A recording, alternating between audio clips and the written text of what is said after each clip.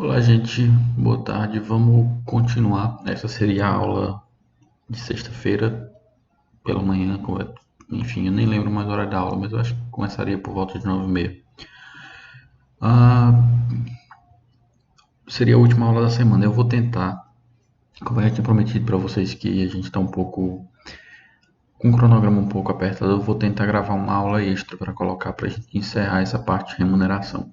Eu vou tentar, não estou prometendo nada não, mas eu vou tentar.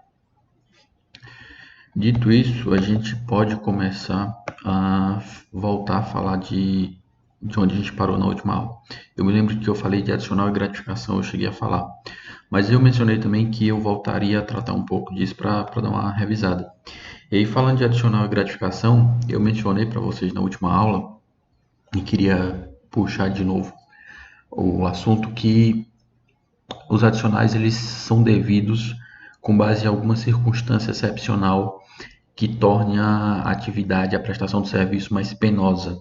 Então, é um risco decorrente da atividade, é uma prejudicialidade, é uma condição prejudicial à saúde ou prejudicial à, à convivência social, enfim, existe alguma condição de prejudicialidade, de dano, algum dano pressuposto em decorrência da prestação do serviço. Esse dano, ele evidentemente, ele é um dano excepcional. Então, você pode pensar, por exemplo, e eu lembro de ter mencionado algo parecido ontem, quando eu estava gravando a outra aula, ontem à noite, que o adicional de horas extras, ele é devido porque, passada a jornada normal do trabalho, a partir daquele momento o trabalhador está submetido a um risco maior, em decorrência da fadiga, do cansaço, ele está submetido a um risco maior de acidentes e, enfim. E também porque a jornada suplementar reduz ainda mais o tempo que o trabalhador tem de passar distante do convívio familiar. E justamente por isso é que a gente fala que os adicionais, nesse contexto, os adicionais eles são devidos quando há essa prejudicialidade, quando há esse dano pressuposto em decorrência da prestação de serviço.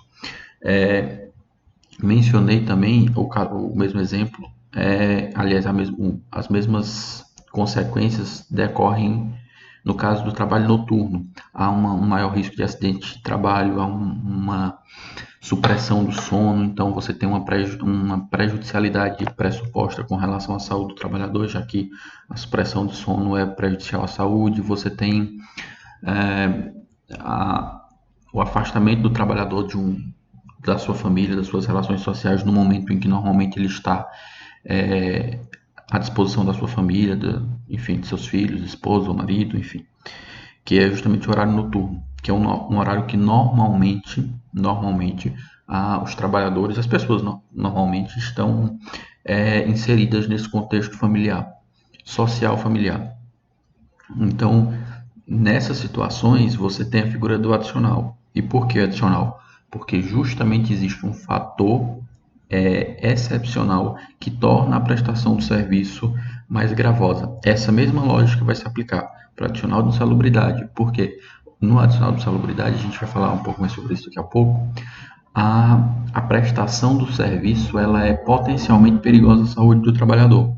Então, você tem uma condição que torna prejudicial, tem uma prejudicialidade à saúde do trabalhador. Mais uma vez, é uma prejudicialidade pressuposta. Não há necessariamente um prejuízo a ser demonstrado. Há uma pressuposição de que aquela condição será prejudicial. Adicional de periculosidade, a mesma coisa, só que aí o adicional de periculosidade está relacionado ao risco de vida do trabalhador. Então, a condição de trabalho, ela, na circunstância em que é devido ao adicional de periculosidade, ela expõe a vida do trabalhador a um risco, a sua própria vida.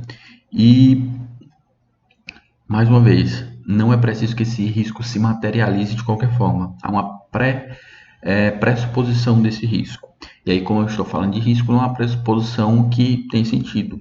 Basta a exposição ao risco, não basta que o risco se materialize. Até porque se ele se materializar, você não vai ter um risco de vida, você provavelmente vai estar tratando de uma morte. Enfim, e por outro lado, as gratificações são São fatos externos à prestação de serviço, fatos alheios à própria prestação de serviço, mas que por alguma razão, por algum fato externo, seja relacionado à figura do trabalhador, seja relacionado à função exercida, seja relacionado à própria pessoa do empregador, há o pagamento de uma parcela suplementar. E aí a gente pensa justamente nas gratificações que são instituídas com base em épocas do ano. Existem algumas empresas que estabelecem gratificações de aniversário. Então, sempre que a empresa faz aniversário, existe uma gratificação aos empregados. Existem algumas empresas que pagam gratificações de aniversário do empregado. Então, sempre que o empregado está fazendo aniversário, ele recebe lá uma gratificação, que muitas vezes, inclusive, é chamada de abono.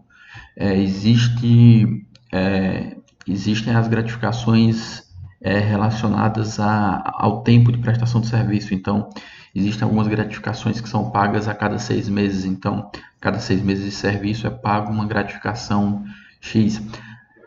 Existem poucas gratificações decorrentes de lei. A lei não instituiu tantas assim. A mais notória delas é justamente o 13º salário, ou também chamado em alguns livros, e ela é assim chamada justamente por ter natureza de gratificação, que é o 13º salário. E ele também é chamado, como eu ia dizendo, de gratificação natalina. Então, o 13º ele ostenta essa natureza de gratificação justamente por ser um fato externo à relação de trabalho, que é o final do ano, as festas natalinas. Então, justamente naquele período, o legislador entendeu por bem e o tratamento do 13º ele vai estar previsto, ainda que de uma maneira já não tão completa assim, porque a Constituição veio depois, enfim, outras leis acabaram tratando do assunto especificamente em algumas peculiaridades depois, mas o tratamento do assunto vai estar na Lei 4.749 de 1965, ou seja, é pré-Constituição, mas instituiu-se a chamada gratificação natalina, ou 13º salário, que seria justamente um salário devido em dezembro, aliás, devido no final de dezembro, é equivalente ao salário pago em dezembro. Então, o que a gente tem, na verdade, é o pagamento de um salário dobrado em dezembro. E aqui fica a observação de que o 13º sempre é devido no final do ano, apesar de que a própria lei determina que o 13º seja pago em duas parcelas. Então, existem alguns regulamentos que estabelecem que ele seja pago no meio do ano, que ele seja pago na data de aniversário do empregado, e outros que determinam que ele seja pago a primeira parcela em novembro e a segunda parcela em dezembro. O fato é que a data de pagamento do 13º, de fato, é o final do ano, junto com o pagamento de dezembro. A segunda ideia é que ele é calculado com base no salário de dezembro. Então, ainda que se pague uma primeira parcela lá em, sei lá, em março, fevereiro, abril, junho, por exemplo, eu acabei de receber o meu 13º, o tribunal a que eu estou vinculado sempre paga metade do 13º em junho. Então, enfim, como eu falei, são regulamentos. Algumas leis vão estabelecer algo específico, algumas categorias vão prever esse tratamento desse adiantamento em épocas próprias. E, às vezes um regulamento de empresa pode estabelecer uma condição mais benéfica, enfim.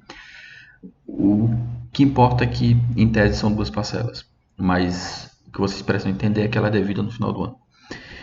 E como eu ia falando, sendo devida essa primeira parcela, ainda que ela seja paga, sei lá, como eu ia falando, em janeiro, fevereiro, em um mês, e depois seja acrescido o trabalhador receba um acréscimo salarial, o cálculo total do 13º ele deve obedecer ao salário devido em dezembro.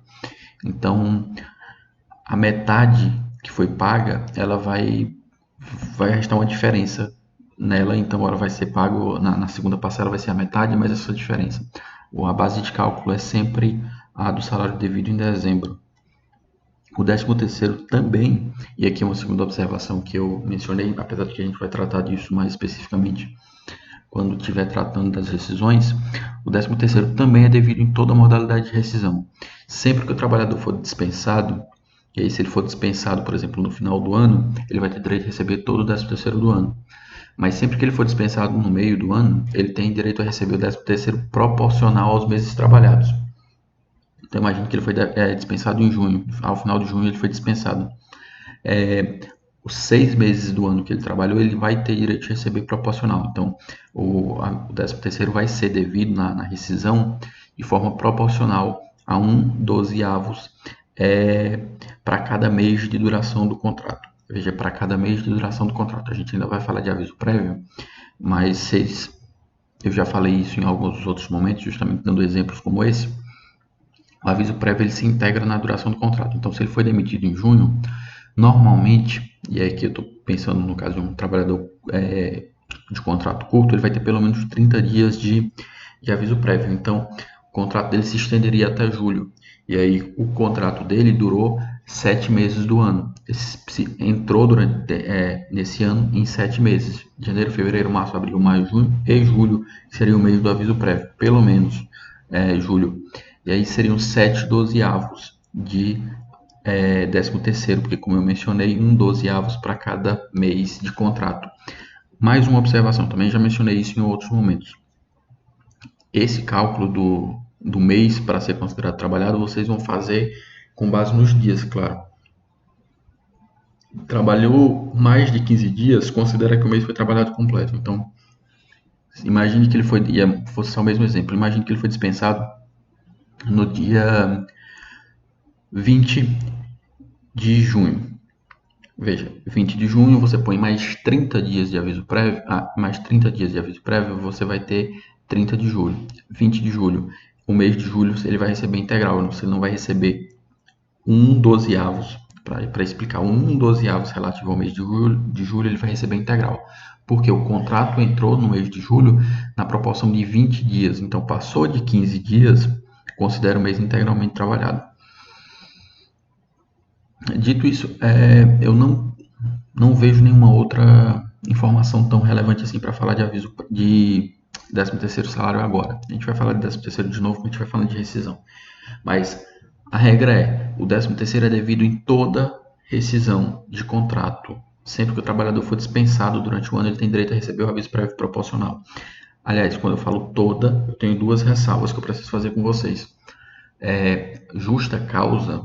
Então, quando o trabalhador é dispensado por justa causa, a gente ainda vai falar de justa causa, ele não recebe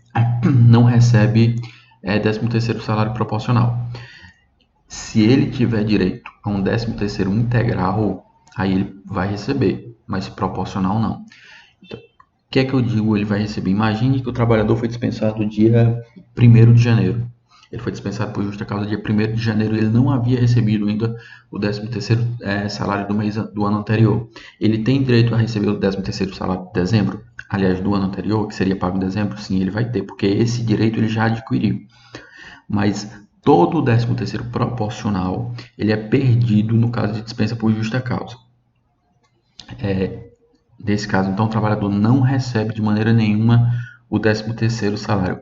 Essa é a única hipótese em que o trabalhador perde totalmente o direito ao 13º proporcional. Existe uma segunda ressalva que a gente precisa fazer, e aqui também é relacionada à rescisão de contrato, é que existe uma modalidade de rescisão de contrato chamada modalidade por culpa recíproca. E aí, nesses casos, o trabalhador vai ter direito a receber apenas a metade das verbas que ele teria direito, inclusive o 13º. O que é que significa culpa recíproca, só para adiantar isso? A gente ainda vai tratar disso no outro momento. Mas culpa recíproca significa que há uma justa causa dupla. Então, tanto o empregador quanto o empregado cometeram um ato de justa causa, que autorize a rescisão do contrato por justa causa.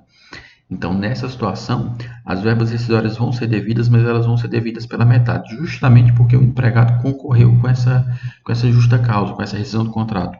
Então, nesse caso, o aviso prévio, o 13º vai ser devido pela metade, o 13º proporcional. Dito isso, acho que é tudo que eu tinha de relevante para falar sobre o 13º agora nesse momento de remuneração. Se tiverem alguma dúvida, voltem a falar comigo. Conselho: deem uma lida na Lei 4.749. Vai fazer bem para vocês. Seguindo, a gente pode falar de comissões e porcentagens. Quando eu tratei lá no começo de salário básico, eu falei que o salário básico era a remuneração principal do trabalhador.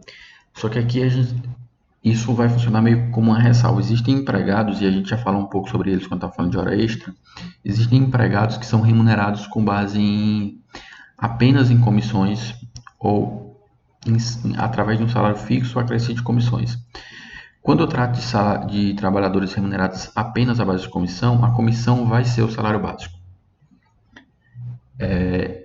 Quando eu trato de trabalhador remunerado com base em salário básico mais comissão, a comissão não vai ser o salário básico, mas ela vai compor, claro, o conjunto de parcelas salariais. Isso já posso adiantar desde já que as comissões, portanto, comissões e porcentagens, elas vão ter natureza salarial.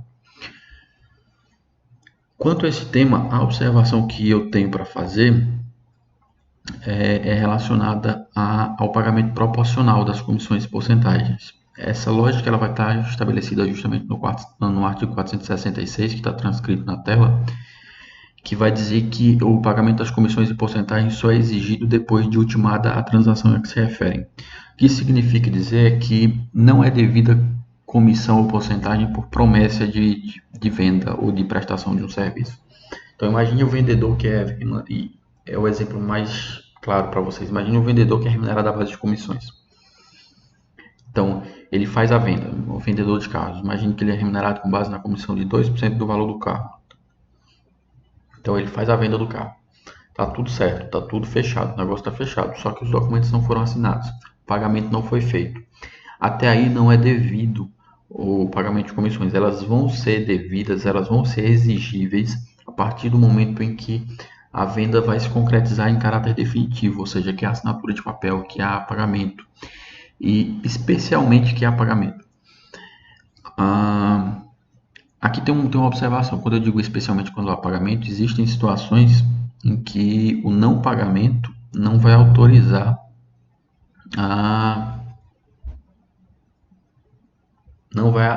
o não pagamento da comissão. E isso vai estar muito relacionado justamente a atividades de venda. Quando o trabalhador é remunerado com base em comissões, mas a venda não ocorreu, aliás, a venda ocorreu, o bem foi entregue, a prestação devida foi entregue por ele, mas o pagamento não ocorreu por outro fato, imaginei um inadimplemento do comprador, que, sei lá, retirou o carro e não pagou o financiamento, enfim. Nesses casos, não há supressão da comissão, justamente porque a prestação de serviço ela foi materializada totalmente, o que aí é um descumprimento com relação ao empregador, no âmbito do direito civil. Então, havia uma relação de compra e venda comercial entre o empregador e um terceiro, e essa relação foi descumprida. Seguindo, o 466, parágrafo 1º, vai dizer que nas transações realizadas por trato sucessivo é exigível o pagamento de comissões e porcentagens que lhes disserem respeito proporcionalmente à respectiva liquidação. Significa dizer que existe a possibilidade, isso só uma regra de caráter aberto, porque permite que seja quitado de uma só vez a comissão, caso o empregador faça essa opção, mas existe a possibilidade de o empregador fazer o pagamento das comissões de forma proporcional à liquidação do bem ou serviço prestado. Então, imagine o exemplo do vendedor de carros. O que o 466, parágrafo 1º, vai dizer é que existe a possibilidade de um carro que é vendido em 10 vezes, o empregado ir recebendo essas comissões também em 10 vezes, de forma proporcional ao que a empresa for recebendo. Como eu falei, não existe nenhum tipo de vedação a que o empregador faça a quitação inicial dessas comissões, mas fica ressalvada essa possibilidade de dividir as comissões em tantas quantas forem as prestações devidas. Veja, o 466 ele está muito mais ligado com relações de representação comercial do que nos empregados típicos. Então, quando você pensa no 466, parágrafo 1º, por exemplo, é um campo fértil para aplicação de relações de representação comercial. Existe representante comercial autônomo, mas também existe representante comercial empregado. E é justamente nessas situações em que o 466, parágrafo 1º, vai ser aplicado de uma maneira mais ampla. E o parágrafo 2º vai justamente dizer que a cessação das relações de trabalho, da relação de trabalho, não vai prejudicar a percepção das comissões e porcentagens devida na forma estabelecida desse artigo. E aí, para que vocês entendam isso, imagina que houve uma venda, houve a prestação de serviço e que são devidas 50 prestações e que o trabalhador, portanto, vai receber essas comissões em 50 parcelas. Ele foi demitido ali depois da 20ª, ou seja, ele ainda tem mais 30 prestações a receber. A empresa ainda tem mais 30 prestações a receber e o empregado, por consequência, vai ter 30 prestações a receber relativas às comissões sobre a venda. Não há uma obrigatoriedade pelo texto seletista de que essas comissões sejam pagas de imediato na rescisão. Elas podem continuar sendo pagas no mesmo volume que seriam, mas também não existe nenhum tipo de perda quanto a esse direito. O trabalhador continua tendo direito a elas. Então aqui a gente tem um caso atípico e raro, inclusive, de efeitos do contrato de trabalho que perduram para além da própria relação de emprego. Então é extinta a relação de emprego, quitadas todas as verbas, porém ainda existe uma continuidade de obrigação trabalhista, de pagamento de salário, já que as comissões são parte do salário, para além da própria relação de trabalho. Esse é um exemplo raro de se ver, mas enfim, é possível. Dito isso, comissões, a gente, mais uma só ressaltando, natureza salarial. Sendo natureza salarial, vai gerar reflexos. Efeito expansivo circular.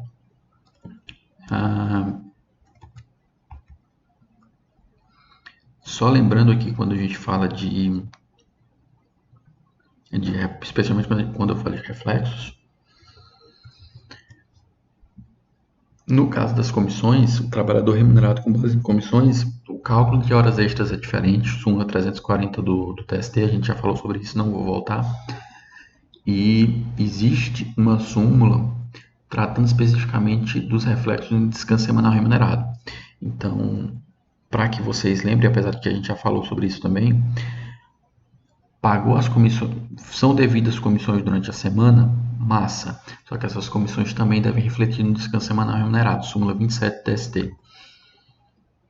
Então, façam essa observação mental aí.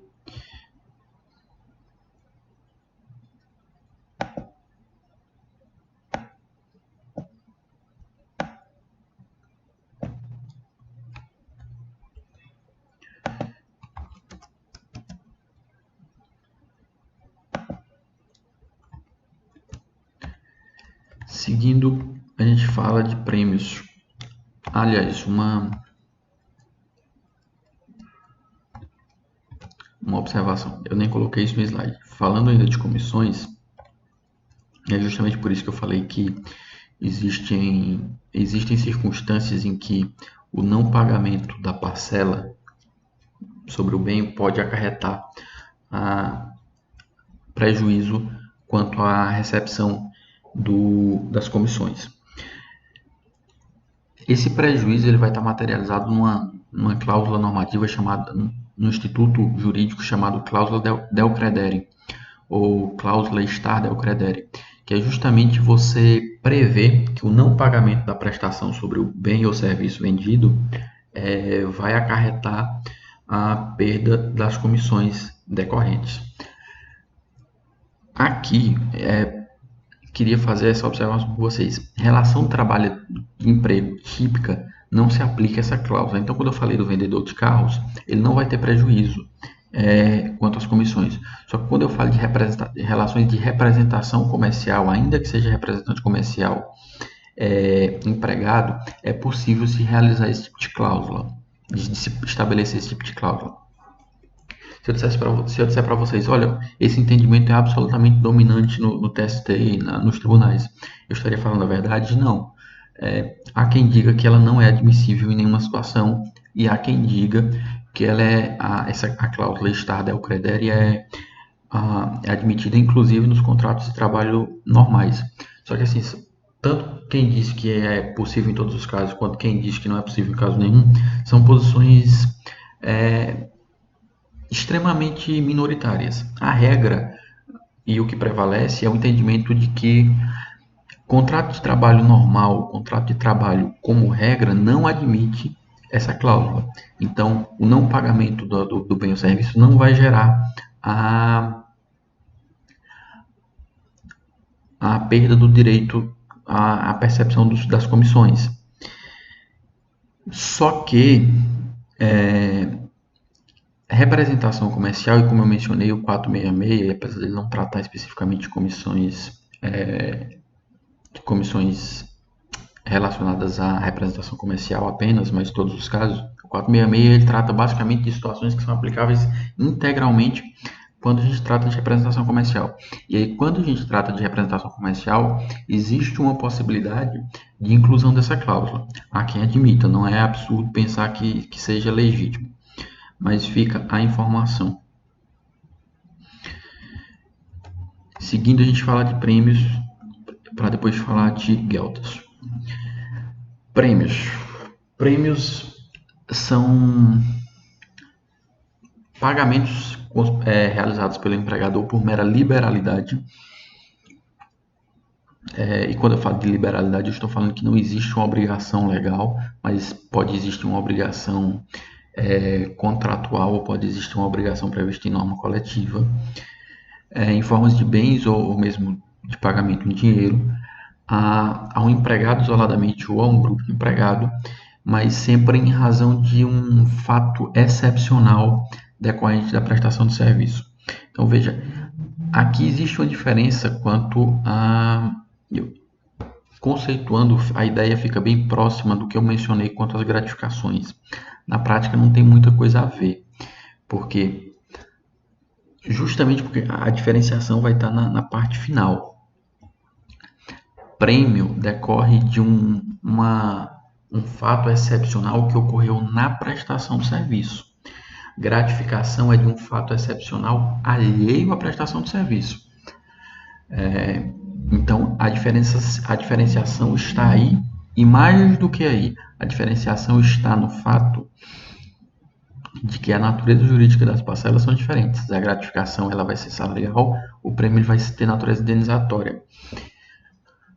Antes que vocês cogitem da possibilidade de prêmio de natureza salarial, o 457 vai falar, parágrafo 4º, vai falar que tem natureza indenizatória. Só que existe a possibilidade do chamado falso prêmio. Falso prêmio é um pagamento de salário dissimulado de prêmio. Então, imagine que o trabalhador ele convenciona-se lá no contrato de trabalho que toda vez que o trabalhador bater 110% da meta, ele bater a meta e ultrapassar mais de 10% além da própria meta, ele vai receber um prêmio. E bater a meta é difícil. Então, é algo que não acontece com tanta frequência, mas pode ocorrer. Bater a meta mais de 10% é algo que vai ocorrer ali uma vez no ano e olhe lá. Beleza. Então, esse prêmio parece ser legítimo. Agora, existe uma possibilidade de o trabalhador dizer não. O empregador dizer não, vamos colocar aqui uma cláusula no seu contrato e eu vou botar que sempre que você bater a meta, você empregado bater a meta, você vai receber um prêmio equivalente a 50% do seu salário. O trabalhador diz, massa. E eu vou botar uma meta aqui facinho, porque todo mês você vai bater. Esse tipo de previsão, ela tem o claro objetivo de embutir salário no prêmio, ou, aliás, de embutir na ótica do trabalhador, porque o trabalhador vai contar com a continuidade da percepção daquele prêmio, já que o fato extraordinário que se espera realizar para que se faça direito ao prêmio, que é atingir a meta, é fácil de atingir. Então, ele não é extraordinário, ele é ordinário. Então, justamente por isso, quando houver uma normalidade na percepção do prêmio, quando o fato que deveria ser extraordinário para gerar o direito ao prêmio for ordinário, acontecer repetidamente de maneira ordinária durante o contrato. Quando eu falo de maneira ordinária, eu quero falar de maneira irrelevante, sempre acontecer sem nenhum tipo de significação especial. Aí, nesse caso, a gente não vai ter prêmio, a gente vai ter um salário disfarçado de prêmio. Salário disfarçado de prêmio não vai ter natureza indenizatória. Ah, mas o 457, parágrafo 4º diz que tem. Pouco importa. Eu já mencionei isso na última aula. Toda parcela que possui ordinariamente natureza indenizatória, ela pode ter, na verdade, natureza salarial. Para que você verifique se ela vai, no caso concreto, ter ou não a natureza salarial, o que você precisa observar? Se ela é paga com habitualidade e se ela é contraprestativa. E quando eu falo de habitualidade e contraprestatividade, eu já estou falando basicamente da mesma coisa, eu já até mencionei isso. A prestação de serviço é habitual e o salário é contraprestação do serviço. Logo, o salário também será habitual. Então, elas estão bem ligadas. O que você precisa observar, então, para saber se uma parcela vai ser salarial ou não, é a natureza contraprestativa e a natureza habitual com que o empregador paga isso. Então, prêmio pago com habitualidade, com natureza contraprestativa, vai ter natureza indenizatória? Não. Mas como fica o 457, parágrafo 4º? Você vai ter que interpretar o 457, parágrafo 4º, combinado com o artigo 9º da CLT. Se a disposição normativa, o contrato individual de trabalho, no caso, ou um contrato coletivo, ou um acordo ou convenção coletiva, no caso, existir com o intuito de fraudar norma trabalhista, você vai declarar essa norma nula. E aí você vai aplicar a natureza salarial. Ah, mas você vai aplicar, inclusive, a norma própria, a própria aplicação do 457 pode vir a ser declarado nulo, no caso concreto, pelo artigo 9º. Em tese, você poderia fazer essa interpretação, mas nem é isso. É que o prêmio, quando ele é pago com habitualidade, ele não é prêmio, ele só recebe o nome de prêmio. E aí você tem de novamente lembrar de um princípio que a gente conversou lá no começo do semestre, que é o princípio da primazia da realidade. O prêmio será prêmio quando ele decorrer de uma situação excepcional na prestação de serviço. Se ele leva o nome de prêmio, mas ele decorre de uma situação ordinária no contrato, ele é contraprestativo, ele não é prêmio. Ele não tem natureza jurídica de prêmio, ele vai ter natureza jurídica de salário. E aí você vai pagar os reflexos. Mas o prêmio corretinho, bonitinho, que decorre de um fato excepcional do contrato de trabalho, de uma medida excepcionalíssima, de uma situação, de um desempenho superior, comprovadamente superior, ele vai ter natureza salarial? Não, ele vai ter natureza indenizatória. Significa dizer que ele não vai ter reflexo em outras parcelas.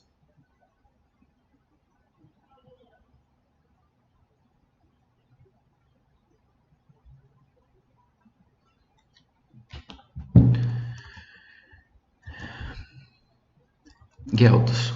Eu já ia passando do slide de Geltas. Ou Geltas. Depende de como você queira pronunciar o E. São retribuições ofertadas por terceiro, estranho à relação empregatícia com o obreiro, a fim de incentivar a venda de seus produtos ou serviços.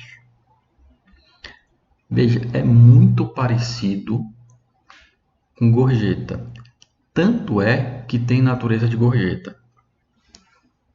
O que é que diferencia guilda de gorjeta? Veja, na gorjeta eu tenho empregado, empregador, e alguém se aproxima do empregador com o intuito de consumir um bem ou serviço.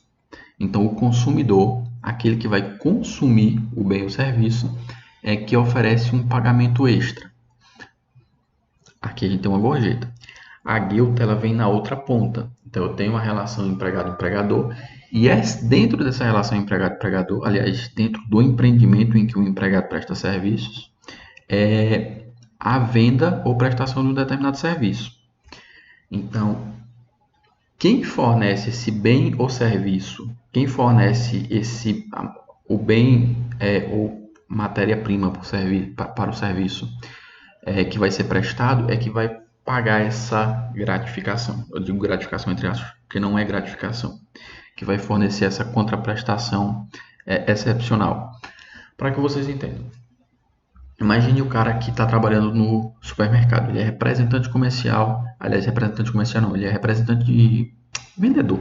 Ele é vendedor lá no supermercado. E aí tem lá no supermercado um corredor só de vendas de doces e chocolates. É possível que nesse corredor existam vários produtos de várias marcas.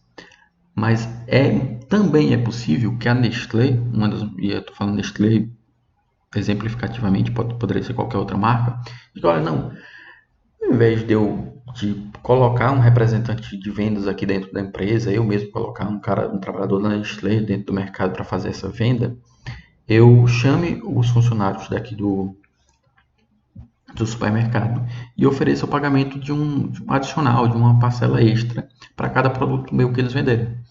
Então, sempre que eles venderem alguma coisinha, vai cair um pouquinho lá na caixinha e no final do mês a gente vê tudo que vendeu e passa esse dinheiro para ele para ser dividido entre os funcionários. É possível? É. E aqui a gente tem um caso de uma guelta. Então, o que vai diferenciar as gueltas das gorjetas são as pontas em que elas vão se operar. Quando a gente fala de gorjeta, a gente está falando do consumidor. É um terceiro alheio à relação de emprego que vai realizar esse pagamento, um terceiro consumidor. Quando você fala da guelta, você também está falando de um terceiro alheio à relação de trabalho, mas você está falando de um terceiro fornecedor. A natureza jurídica. Natureza jurídica de gorjeta, como eu mencionei. O que é que significa ter natureza jurídica de gorjeta? É salário, possui natureza salarial, vai sofrer reflexo. Só que não sofre reflexo em todas as parcelas. Só um instante para eu poder pegar a súmula que eu acabei não colocando.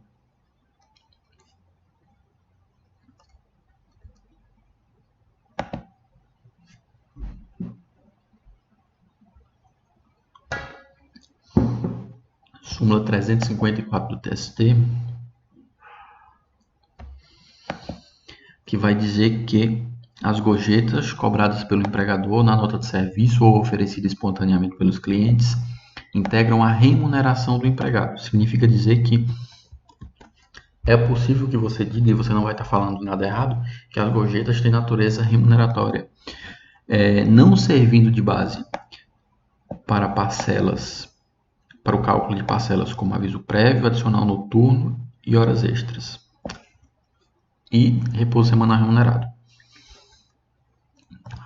Então, tem natureza remuneratória, mas você não usa para calcular aviso prévio, adicional noturno, hora extra e repouso semanal remunerado. Vai refletir em FGTS? Vai. Vai refletir em verbas previdenciárias? Também. Deixa eu tentar encontrar aqui.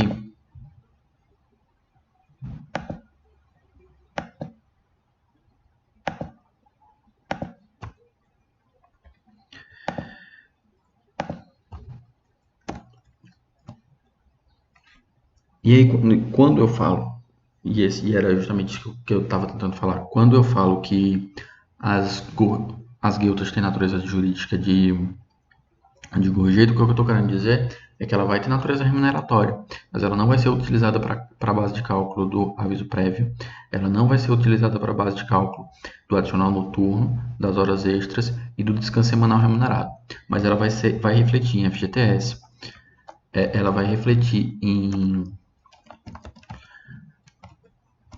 parcelas previdenciárias, ela vai refletir em férias.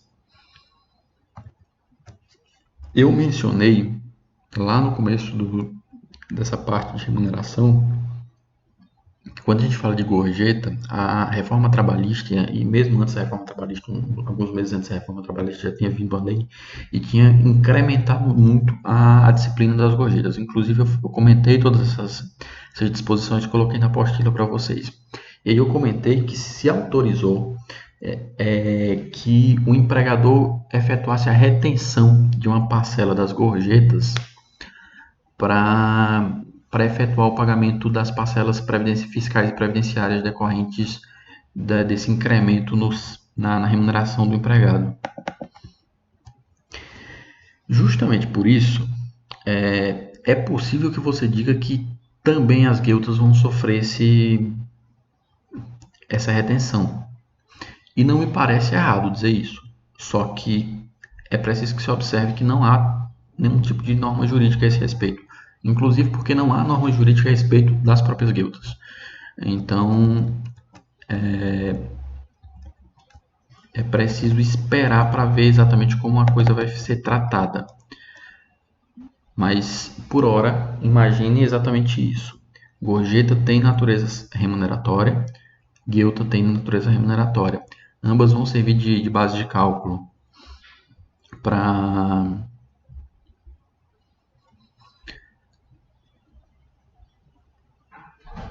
férias, para 13º, para FGTS, mas não servem para adicional noturno, para horas extras, para descanso semanal remunerado e para aviso prévio. Então, pensem dessa maneira, que vocês vão ter que lembrar da aplicação da súmula 354 do TST. Não há reflexo em aviso prévio e não há reflexo em descanso semanal remunerado, e você também não considera na base de cálculo de hora extra e adicional noturno. Faz muito sentido essa súmula para se compreender? Não faz muito sentido, mas é assim, a súmula está lá. Então, minha recomendação é que vocês anotem no CLT de vocês, no VADMEC, seja lá onde vocês, pelo que vocês estiverem estudando, anotem essa súmula, escrevam e tentem absorvê-la da melhor maneira possível. Seguindo, a gente tem as malfadadas Stock Options. O que é isso? Primeira observação. Stock Option não é devida para empregado normal. E eu falo que não é devida para empregado normal, não que não possa ser devida para empregado normal, mas não é campo de aplicação. Stock Option está ligado a altos empregados, a diretores, a gerentes de altíssimo nível. Porque o que é que significa um Stock Option? Significa que a empresa, quando ela vai contratar, ela oferece, quando ela vai contratar ou durante o contrato, ela oferece um bônus para fechar o contrato, para manutenção do contrato, que é justamente a subscrição de algumas ações da empresa. Então, o empregado ele passa a ser potencialmente sócio da empresa. Evidentemente, essas ações elas serão irrelevantes quando você considerar o todo, mas de fato ele vai receber ali alguns benefícios relacionados a essa ideia.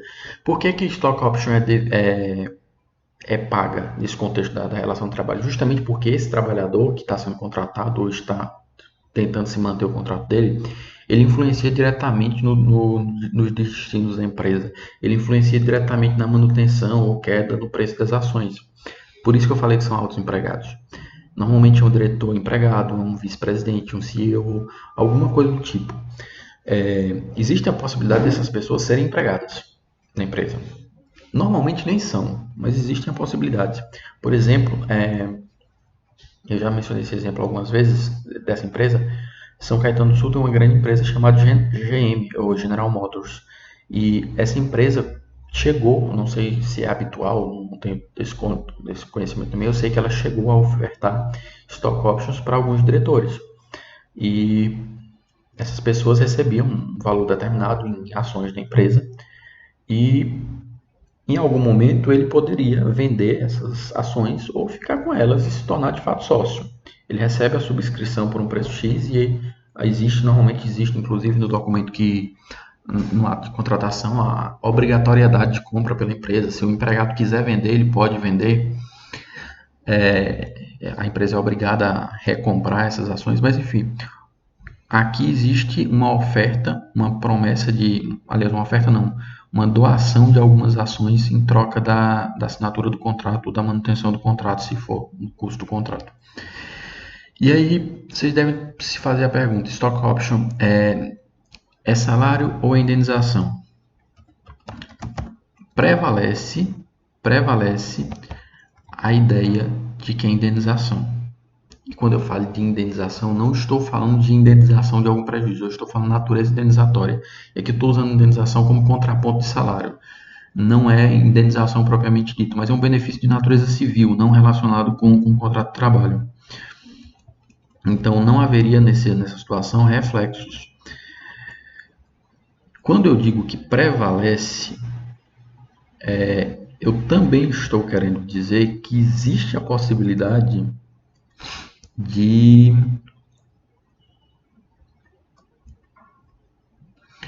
se reconhecer que essas parcelas vão ser integradas no contrato de trabalho.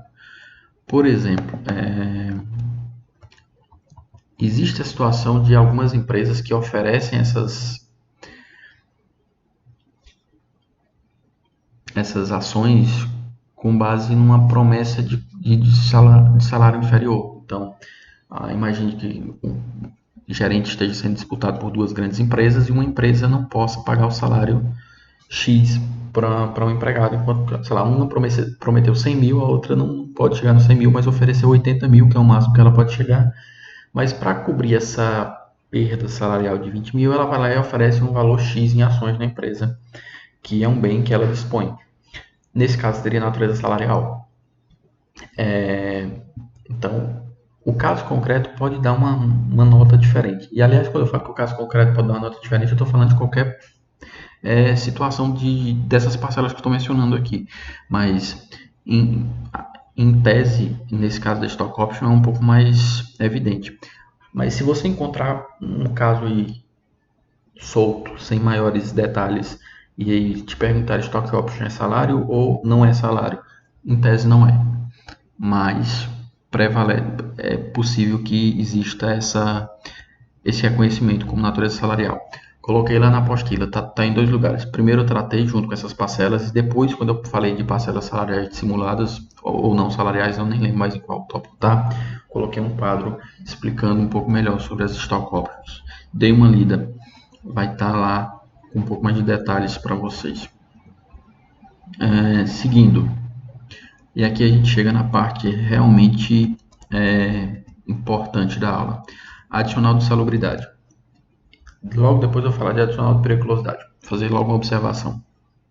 Adicional de salubridade e periculosidade vão estar aqui nos artigos 189 a mais ou menos os 197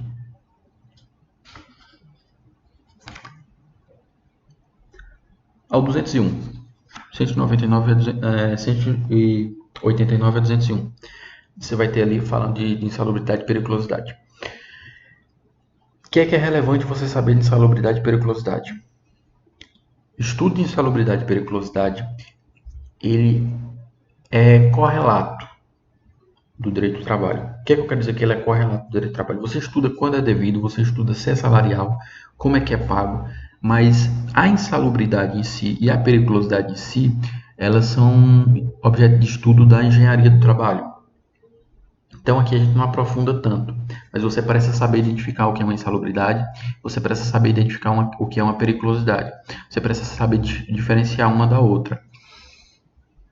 Então vamos a isso. 189 vai tratar de adicional de salubridade. O que é um adicional de salubridade?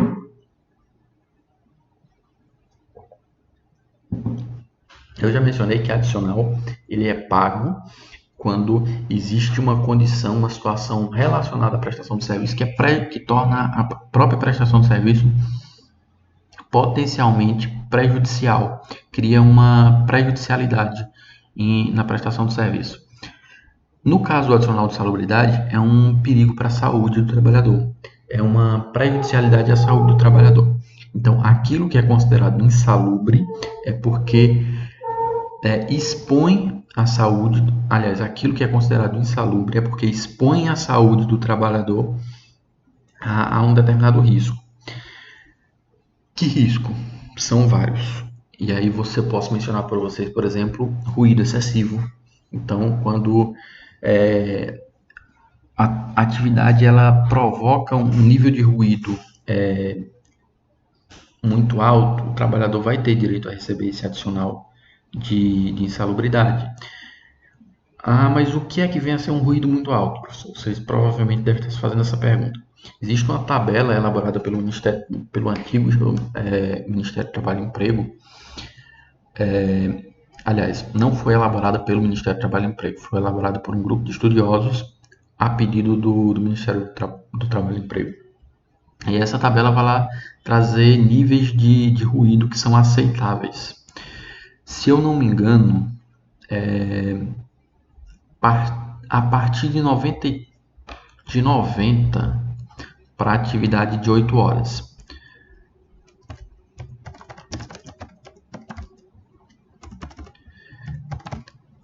Então, 90 decibéis.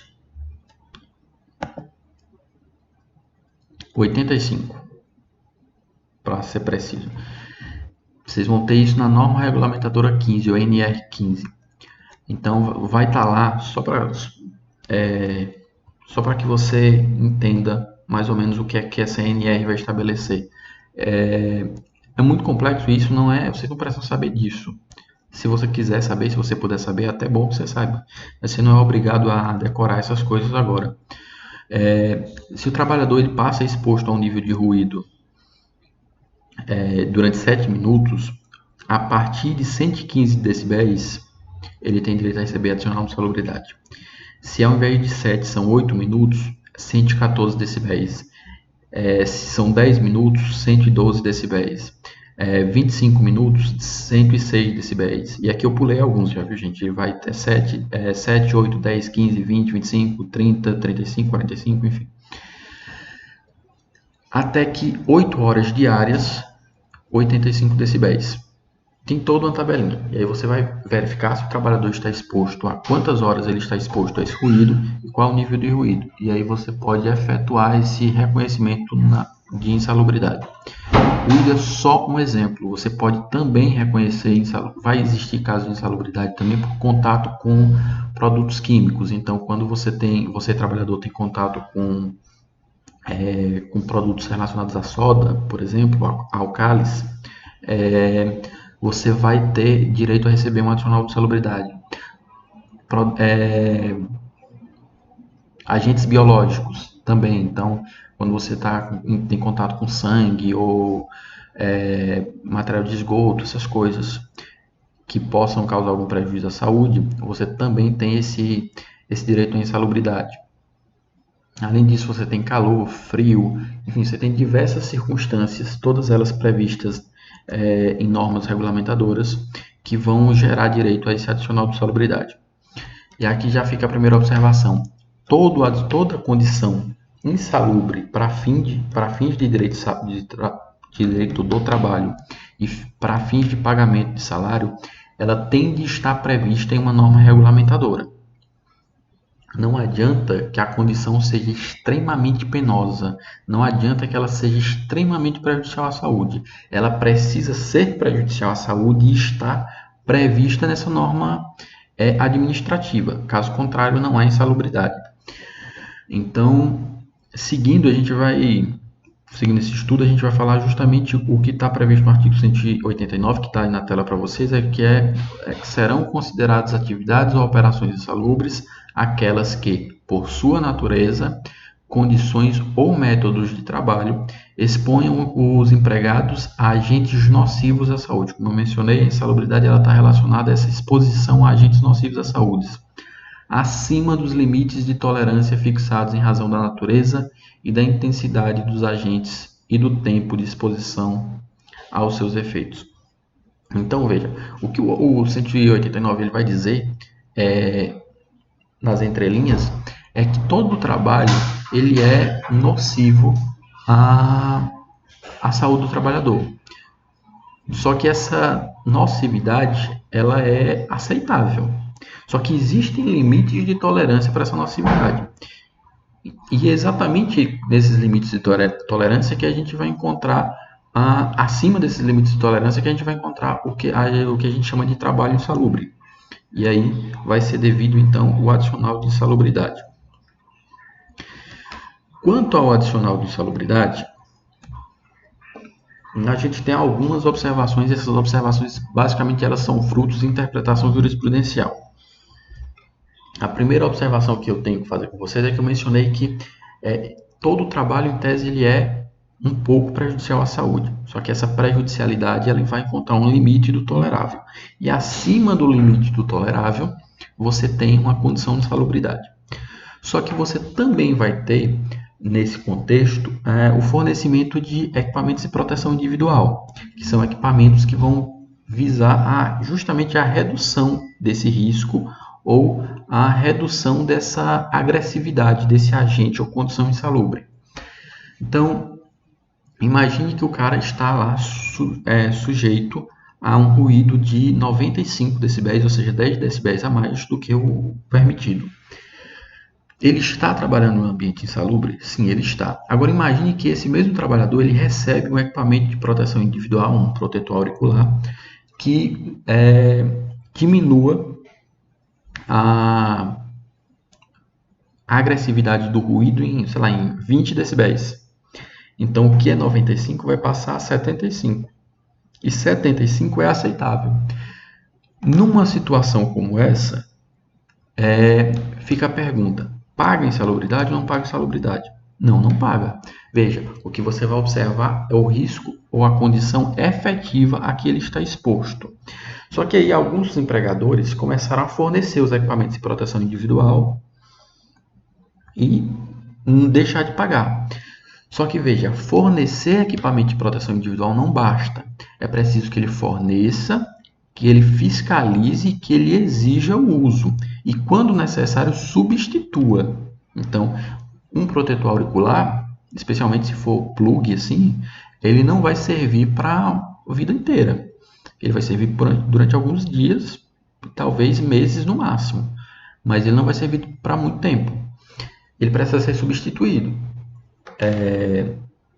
Então, a súmula 289 vai justamente dizer que não basta o fornecimento do equipamento de proteção individual. Isso não basta. É preciso que o equipamento de proteção individual seja fornecido de maneira adequada e regular. E que se exija o uso. Então, o que a súmula vai dizer expressamente é que o simples fornecimento do EPI, equipamento de proteção individual, pelo empregador, não exime o pagamento adicional de insalubridade. Cabe ao empregador tomar as medidas que conduzam à diminuição ou eliminação da nocividade, entre as quais as relativas ao efetivo uso do equipamento de proteção individual. Então, não basta o fornecimento, é preciso que, além de fornecer, ele exija o cumprimento, que ele aplique penalidade, se for o caso, para o trabalhador utilizar. Veja, só para que vocês tenham um exemplo, eu sei que a aula vai ficar um pouquinho mais longa, mas enfim. Existem, e aqui não é nenhum EPI propriamente dito, mas assim, existe um chamado EPI por via reflexa, que são travas de segurança em algumas máquinas. Então, tem lá a máquina de serralheria. Você vai lá, coloca o ferro e pá, vai serrando.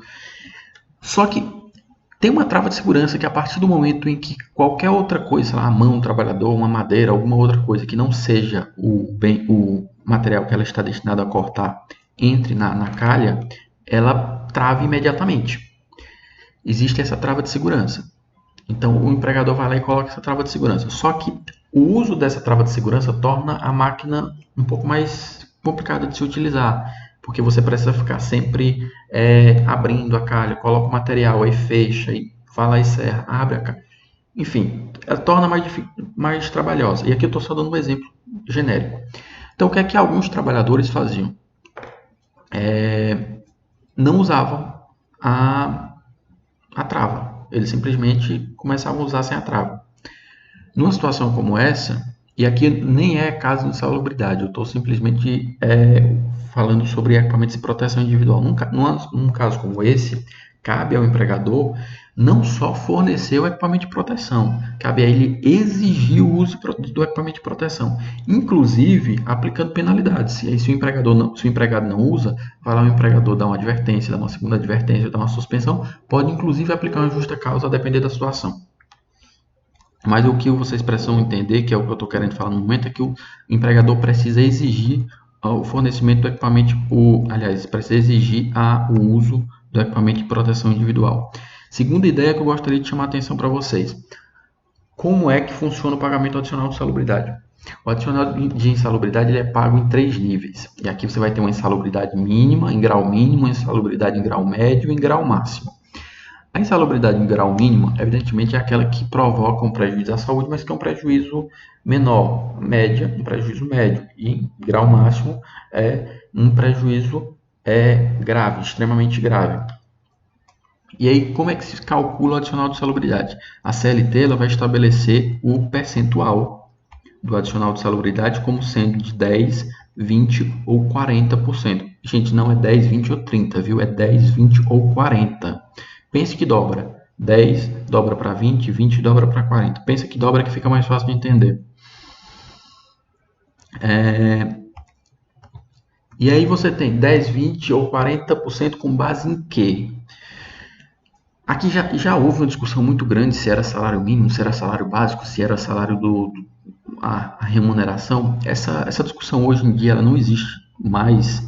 Pode ser que um dia ela volte a existir, mas hoje ela não existe mais. E o que você precisa entender é que é 10, 20 ou 40% sobre o salário mínimo. Sempre sobre o salário mínimo. O adicional de salubridade é 10, 20 ou 40% sobre o salário mínimo. Insalubridade também vai ter reflexo em previdência, em direito previdenciário. Quem trabalha em ambiente insalubre, e aqui eu não vou entrar muito nessa questão, ele vai ter direito a uma aposentadoria chamada aposentadoria especial, que ela pode ser adquirida com até, no caso mais grave, com até 15 anos de trabalho. Então basta 15 anos de trabalho, se não tiver mudado, eu confesso que eu não estudei ainda a reforma da Previdência, eu não sei se mudou isso, mas acredito que não. Bastaria 15 anos de trabalho, então, e ele teria direito a essa aposentadoria especial. Só que veja, quando eu estou falando de 15 anos de trabalho numa atividade insalubre, para fazer jus a uma aposentadoria por 15 anos, eu não estou falando de um trabalho com base num ruído de 89, não. Eu estou falando com base num trabalho em minas e subsolos com um nível de calor absurdo ou uma umidade extremamente elevada, são situações excepcionalíssimas. Não é tão simples assim. No que interessa para a gente, adicional de salubridade, 10, 20 ou 40% do salário mínimo, grau mínimo, médio ou máximo, respectivamente. E aí, o que é que você precisa comprovar para receber adicional de salubridade, você trabalhador? Primeiro, como eu mencionei, toda atividade insalubre, ela tem de estar descrita nos quadros específicos do Ministério do Trabalho e Emprego, Secretaria de Trabalho e Emprego, ou enfim, o órgão que for hoje, a Secretaria Especial do Trabalho. Então você tem lá as chamadas NR. Se vocês quiserem, dê uma olhada nas NRs. Você pode começar olhando ali pela NR 15, que é a que trata de salubridade. Acho que NR 17 vai tratar sobre periculosidade, se eu não estiver enganado. Enfim, você vai ter algumas NRs que vão tratar sobre insalubridade. E aí vai estar lá descrito o que é insalubridade em grau mínimo, o que é insalubridade em grau médio, quais são os níveis de ruído para mínimo, quais são os níveis de ruído que vai gerar insalubridade, quais são os produtos químicos que não pode ter contato, qual é a insalubridade pelo contato com um determinado produto químico, qual a insalubridade decorrente da exposição a agentes biológicos, calor, enfim, vai estar tudo lá. Como eu falei, isso é mais afeito à engenharia do trabalho, então a gente não vai ficar entrando muito nisso, até porque a gente não tem tempo. E o segundo requisito para a percepção do adicional de salubridade, além de a atividade estar descrita nesses quadros lá nessas NRs, é que haja uma perícia técnica para comprovar essa insalubridade. Então, não basta que o trabalhador trabalhe em uma daquelas situações previstas lá na NR. É preciso que esse trabalho, essa exposição a esse agente ou condição insalubre seja comprovada por perícia técnica. Já vou adiantar uma coisa. Reconhecimento espontâneo vai suprir a perícia técnica. Então, se a reclamada, ainda que não realize a perícia técnica, mas ela paga, aí você não vai discutir. Até porque é fato incontroverso, você não vai entrar na discussão. Mas, se houver discussão quanto a ser devido ou não, você precisa realizar uma perícia técnica. Então, aqui você tem um caso de prova pericial obrigatória. Isso aqui já é no âmbito do processo. Você tem um caso de prova pericial obrigatória. Até tem duas situações que você não vai poder precisar fazer a prova pericial. Aliás, duas situações não. Uma situação que você não vai precisar, que é quando a empresa está fechada, que você não tem mais como. Mas aí, ou você junta a prova emprestada, ou você faz prova pericial indireta. O fato é que você tem de ter uma prova pericial. Dito isso, a gente já prossegue para o adicional. Aliás, só para mencionar essa ideia dos quadros em que vão descrever as atividades, vai estar justamente lá no artigo 195, que está no slide, caso vocês queiram ler. Seguindo, a gente vai falar do adicional de periculosidade. Vejam, insalubridade expõe o trabalhador a uma condição prejudicial à saúde. Periculosidade vai expor o trabalhador a uma condição de risco de vida. Então, a vida do trabalhador está em risco em decorrência da prestação do serviço. Quais são essas situações? Também tem de estar previsto em quadro elaborado pelo órgão administrativo que cuida do trabalho. Também precisa ser objeto de perícia técnica. Mesma situação. Mas quais são essas situações? O 193 vai tratar exatamente disso e vai estabelecer trabalho com inflamáveis, explosivos, energia elétrica. Eu tô vendo aqui, falei para minha CLT, gente. Inflamáveis, explosivos, energia elétrica. E aí, depois do inciso 2 do 193, vai estar lá descrito roubos ou outras espécies de violência física nas atividades profissionais de segurança pessoal ou patrimonial. E, além disso, também vai estar incluído atividade de trabalhador em motocicleta. Isso tanto a roubos e outras espécies de violência física em atividade de segurança profissional, quanto a atividade de motocicleta foram incluídos mais recentemente.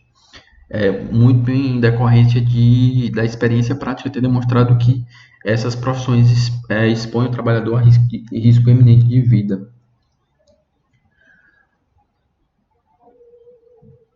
A motocicleta foi incluída pela lei, a questão dos motociclistas foi incluída pela lei 12.997 de 2014 e o roubo ou outra espécie de violência foi pela lei 12.740 de 2012, ou seja, 2012 e 2014. E aí, o que é que a gente precisa discutir aqui? Primeiro, a insalubridade típica: explosivo, inflamável e energia elétrica. Trabalha com energia elétrica? Tem periculosidade. Trabalha com explosivo? Tem periculosidade. Trabalha com... Qual foi outro que eu falei? Com inflamáveis? Tem periculosidade. Primeira observação que vocês precisam... Aqui está o 193. Primeira informação que eu gostaria de destacar para vocês. Quando eu falo de inflamáveis, aliás, inflamáveis explosivos, eu falo normalmente de um ambiente mais amplo. Quando eu falo de energia elétrica, eu estou falando de contato direto. Então, o que é que eu quero dizer com isso? Imagine que o cara trabalha numa empresa que funciona em um prédio vertical. Então, lá no subsolo tem uma quantidade de produtos inflamáveis considerável, que pode provocar uma explosão. Todo mundo que trabalha nesse prédio, em tese, tem direito adicional de periculosidade, porque uma explosão lá embaixo expõe todo mundo ao risco. Quando eu falo de energia elétrica, eu estou falando do trabalhador que lida diretamente. Claro, se existe alguém trabalhando num determinado prédio que mantém contato com energia elétrica, ele vai ter direito, mas o colega dele que não mantém não vai ter direito. Mesma coisa, se tem EPI e o EPI suprime totalmente a periculosidade, e aí eu estou falando especificamente do caso da energia elétrica, você não vai falar de adicional de periculosidade. Se a supressão é parcial, você paga. E aqui, para finalizar a discussão de salubridade e periculosidade, Valor do adicional de periculosidade, 30%. Só que veja, não é 30% do salário mínimo, é 30% do salário base dele. Então, 30% do salário base. Veja, insalubridade, 10, 20 e 40% do salário mínimo. Periculosidade, 30% do salário base. Insalubridade e periculosidade não se acumulam. Então, ou o trabalhador recebe um ou ele recebe outro. Em tese, não dá para receber os dois, ainda que ele esteja exposto tanto à insalubridade quanto à periculosidade. E eu digo em regra porque existe na doutrina, e isso é muito forte na doutrina, a ideia de que se deveria acumular. De que essa ideia de que não se acumula, que está prevista aí no artigo 193, parágrafo 2º, ela é pré-constituição e que ela não se justifica. Ela não teria sido recepcionada pela nova Constituição. Porque ela não se justifica. Porque são riscos diferentes e que, portanto, não faz sentido você optar por um ou outro. Caso o parágrafo 3º vai falar é que caso o trabalhador, por exemplo, receba o adicional de insalubridade em grau mínimo ali, depois ele faça a opção pelo adicional de periculosidade judicialmente, faça uma comprovação de que tem esse direito, você vai compensar, ele não simplesmente recebe acumuladamente. Dito isso, periculosidade tem um caminhão de súmula e OJ. Coloquei quase todas lá na apostila para vocês. Não vou ficar aqui tratando uma por uma. Vou tratar apenas da súmula 453 para falar que insalubridade, e aqui o entendimento ele se aplica, aliás, é periculosidade, mas o entendimento também se aplica para insalubridade, eu já até mencionei isso, tem de ser comprovado por perícia técnica e também está previsto nos quadros do Ministério do Trabalho e Emprego, do MTE, lá nas ANRs. Mas se o empregador reconhecer espontaneamente, não há necessidade de perícia. Então, uma das hipóteses de supressão da perícia técnica é quando o empregador reconhecer a insalubridade ou a periculosidade de maneira espontânea. Base de cálculo, como eu já mencionei, base de cálculo do adicional de periculosidade está no artigo na súmula 191, pacificado na súmula 191, e a gente tem o entendimento de que o adicional de periculosidade é calculado em 30% do salário básico. Então, veja, não é o salário como um todo. Você não considera as horas extras, você não considera as gratificações. É salário básico. Porém, não é salário mínimo, é salário básico. Então, se o salário básico do trabalhador é R$3.000, ele vai receber 30% sobre R$3.000. Exceto do eletricitário, porque aí você tem uma previsão específica e vai ser justamente o que a súmula 191, item 2 vai falar, que no caso dos eletricitários, com a previsão lá da lei 7.369, é toda a parcela salarial. Mas eletricitário é raro, então pensem nos trabalhadores gerais, 30% sobre o salário básico. A súmula 132 vai aqui dar só uma noção de algo que vocês já deveriam compreender com base na súmula 130, aliás, agora fugiu o número da súmula. Mas enfim, fugiu o número da súmula, não vou ficar tentando lembrar. Que é o fato de que, por ter natureza salarial, o adicional de periculosidade ele vai compor a base de cálculo das horas extras. Então, você, quando vai calcular o valor do salário hora lá para depois acrescentar o adicional, você considera o adicional de periculosidade. Inclusive, isso, se eu não me engano, estava na nossa questão de prova, quando a gente falou de adicional, quando a gente falou de hora extra. E o item 2, ele vai falar uma coisa que eu nem falei de sobreaviso, agora que eu me toquei, eu nem falei de sobreaviso. Durante as horas de sobreaviso, o empregado não se encontra em condição de risco, razão pela qual é incabível a integração do adicional de periculosidade sobre as mencionadas horas. Sobreaviso, só para que vocês entendam, eu não falei de sobreaviso, agora acho que eu vou ter que gravar alguma coisa para falar sobre isso também. Sobreaviso é um momento em que o trabalhador ele não está trabalhando, porém ele está potencialmente aguardando ordens. Veja, é que ele está aguardando ordens, mas ele não está à disposição do empregador. Ele não está no local do trabalho, ele está na sua casa lá. Ele está em casa, mas o telefone tem que ficar ligado, porque a qualquer momento ele pode ser chamado. É justamente isso que a gente chama de sobreaviso. Durante esse período de sobreaviso, ele recebe um adicionalzinho ali para compensar essa indisposição para a sua vida social. Só que a insalubridade e periculosidade, mais uma vez, a súmula 132 vai falar de periculosidade, mas o mesmo entendimento também se aplica para a insalubridade. Nesse período de sobreaviso, não há incidência do risco. Ele não está exposto ao risco durante o período de sobreaviso. Ele não está exposto ao agente insalubre durante o período de sobreaviso. Justamente por isso, não é devido adicional de insalubridade ou periculosidade durante esses períodos. Veja, isso decorre do fato de que tanto a insalubridade quanto a periculosidade são chamados de salário-condição, ou seja, só são devidos quando existe a exposição efetiva ao risco que a lei tipifica, seja o risco à saúde, seja o risco à vida. Então, se há exposição efetiva, é devido. Se não há, não é devido. Tem exceção? Tem. Férias, descanso semanal remunerado, aviso prévio e, se eu não me engano, só.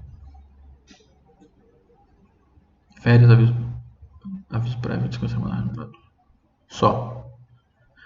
Por quê? Porque é devido adicional de periculosidade durante as férias? Na verdade, não. Não é que é devido adicional de periculosidade durante as férias. É que o adicional de periculosidade ele vai refletir em férias. E aí, por ele refletir em férias, você vai pagar como se estivesse trabalhando. Mas não é que você paga de fato pela exposição ao risco, você paga por causa do reflexo. Aviso prévio, a mesma coisa. Descanso semanal remunerado, a mesma coisa. Quadrinho esquemático que eu mencionei para vocês. Condição adicional de insalubridade, condição prejudicial à saúde, periculosidade, risco de vida. Os adicionais de insalubridade pode ser 10, 20 ou 40% sobre o salário mínimo. Adicional de periculosidade é 30% sobre o salário básico e não acumula um com o outro. Dito isso, adicional de transferência, já para não ficar gigante a aula, porque já vai ficar grande. Adicional de transferência é a parcela integrante do salário, que está previsto no 469 da CLT, e é devido enquanto durar a alteração de domicílio do empregado, sendo seu valor de 25% das parcelas de natureza salarial. Ou seja, é 25% sobre as parcelas de natureza salarial. Quando é que é devido?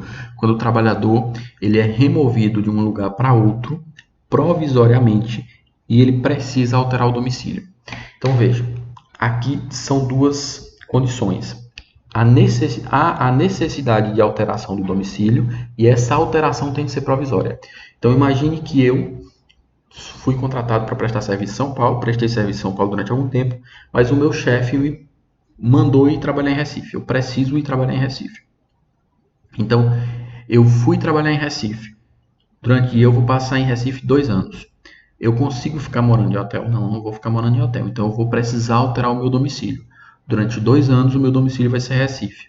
Então, durante 2 anos, eu vou receber um adicional de transferência equivalente a 25% das parcelas salariais que eu tenho direito de receber atualmente. 25% sobre as parcelas salariais. Não é salário básico, não é salário mínimo. Parcelas salariais. Então, aqui você vai calcular todas as parcelas salariais e aí você calcula o adicional de transferência. Detalhe. As despesas da mudança também são custeadas pelo empregador, mas aqui já é uma outra discussão. Aqui não é adicional de transferência, aqui é uma indenização. As despesas da mudança é indenização. O adicional de transferência é salário. Se é salário, reflete nas demais parcelas. Artigo 469, que é justamente o que vai falar sobre transferência ilícita e ilícita. 469 vai dizer: ao empregador é vedado transferir o empregado sem a sua anuência para a localidade diversa da que resultar o contrato, não se considerando transferência a que não acarretar necessariamente a mudança de seu domicílio. Então, nesse contexto, transferência é a que acarreta mudança de domicílio. Se não acarretar mudança de domicílio, não é transferência para fins do 469.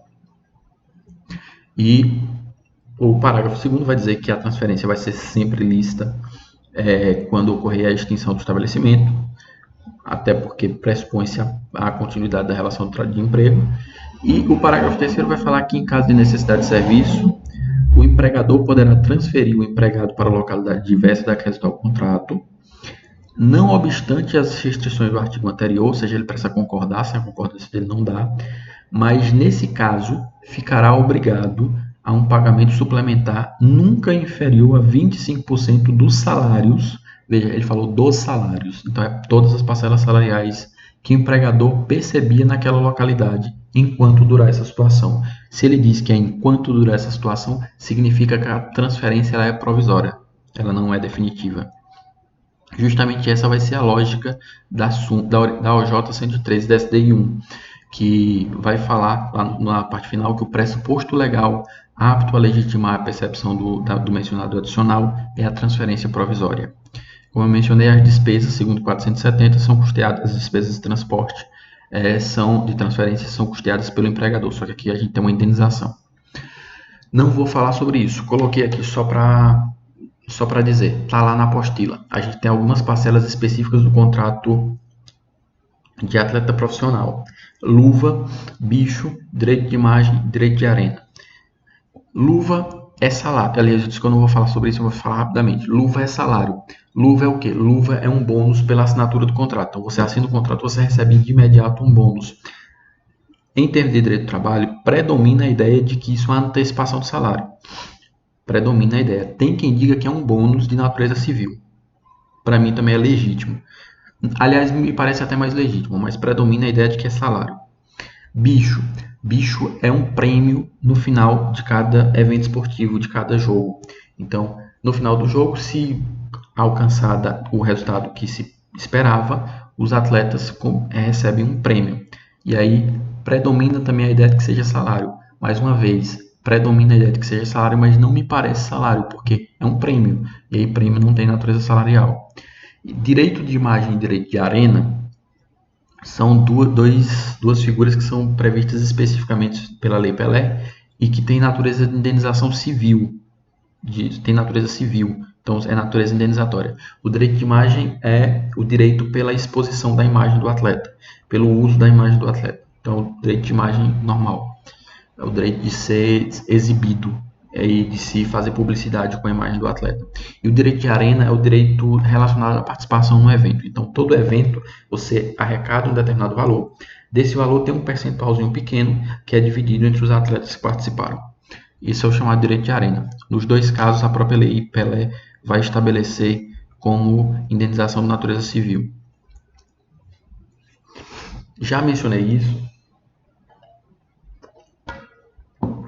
mas toda parcela salarial que ordinariamente tem natureza indenizatória poderá adquirir caráter salarial se ela for dissimulada. Então, diária e ajuda de custo são duas parcelas, por exemplo, que têm feições indenizatórias. Visam indenizar o pernoite fora de casa ou os gastos que o trabalhador efetuar fora de casa durante a prestação do serviço. Então, ele pode passar o dia fora e voltar no final da noite ou passar a noite fora. Ajuda de custo se ele simplesmente efetua gastos durante a prestação do serviço. Diária se ele precisa passar o pernoitar fora de casa. São indenizações típicas, visa indenizar o prejuízo que o trabalhador sofreu com a prestação do serviço. Só que eu já mencionei isso. Se ao invés de indenizar, houver uma dissimulação e ela na verdade estiver remunerando a prestação do serviço, você aplica o artigo 9º e você reconhece a natureza salarial da parcela. Então aqui nenhuma grande discussão quanto a isso. Parcelas indenizatórias. E aí, quando a gente fala de indenizatórios aqui, mais uma vez, eu estou falando de indenizatórios como contraponto de parcelas de natureza salarial. O que é que eu preciso associar quando eu falo de parcelas de natureza indenizatória? Previsão específica em lei, previsão específica em norma heterônoma, a lei é um tipo de norma jurídica heterônoma, e indenização por prejuízo sofrido. Basicamente, essas são as situações. Pensando nesses desdobramentos, o que é que a gente tem? Parcelas de natureza indenizatória propriamente dita, que são aquelas que visam suprimir prejuízos que o empregado realizou em decorrência da prestação do serviço. E aí, diária e ajuda de custo, quando são típicas, são de natureza indenizatória. Vale transporte tem natureza indenizatória. Por quê? Porque visa indenizar o trabalhador pelo prejuízo que ele vai ter de realizar pelo uso do transporte público, da sua casa até o local de prestação de serviço. Parcelas meramente instrumentais. Eu estou correndo bastante, eu sei, gente, mas essa parte aqui já não é mais tão relevante assim. Parcelas meramente instrumentais são parcelas destinadas à execução do contrato. Então, se o trabalhador recebe EPI, se ele recebe vestimenta, fardas, enfim, esses bens para a prestação do serviço, aqui eu tenho uma parcela meramente instrumental, não tem natureza salarial, a gente pode dizer que tem natureza indenizatória, apesar de não ser uma indenização típica. Utilidades não salariais, aí vocês podem fazer novamente a leitura, a gente já estudou um pouco sobre isso, no artigo 458, parágrafo 2º. E aí a gente tem aqui, além daquelas já descritas, as parcelas relacionadas a direito intelectual, e aí, só pensando em direito intelectual, a gente tem de novo aqui a ideia de direito de imagem. Então, se o trabalhador recebe alguma coisa relacionada a direito de imagem, se ele recebe alguma coisa relacionada a direito de criação, direito intelectual, criação de um determinado bem, patente, alguma coisa assim do tipo, em tese é natureza indenizatória. Participação nos lucros e resultados, natureza indenizatória por expressa previsão na lei. Detalhe, participação nos lucros e resultados precisa de previsão em negociação coletiva.